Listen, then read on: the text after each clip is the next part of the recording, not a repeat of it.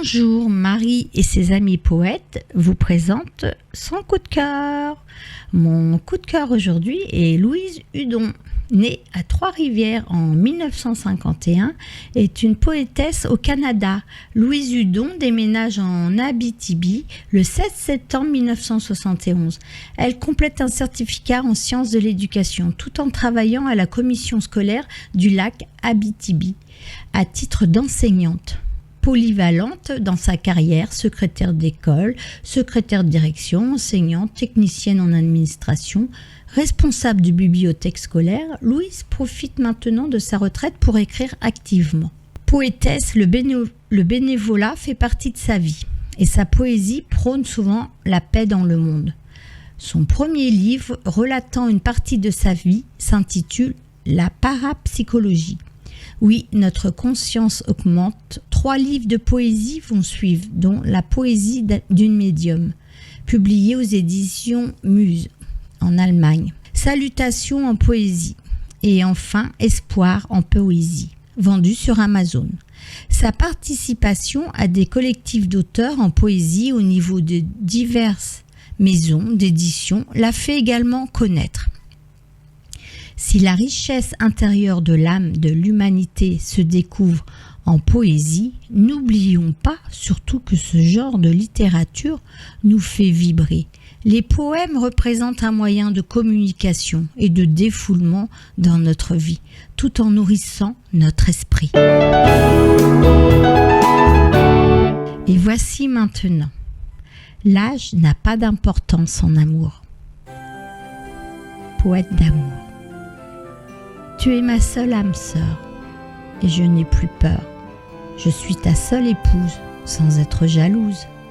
Ton visage ciracé, nous deux enlacés, un parfum capiteux. Et tu sembles heureux.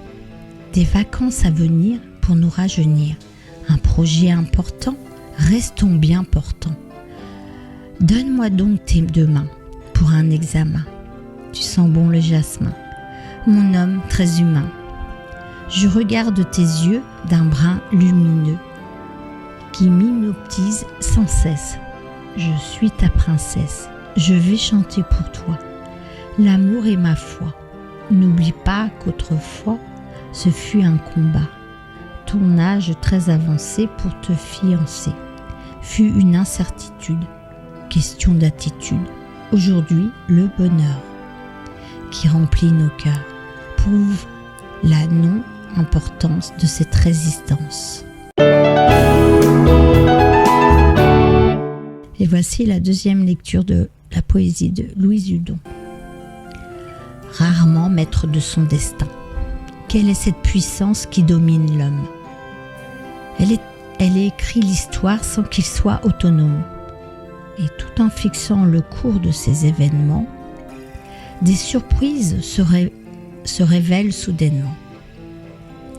Totalement supérieure à la volonté et dans certaines circonstances épouvantées, intensité surnaturelle, fatalisme, très difficile à vivre, certains cataclysmes.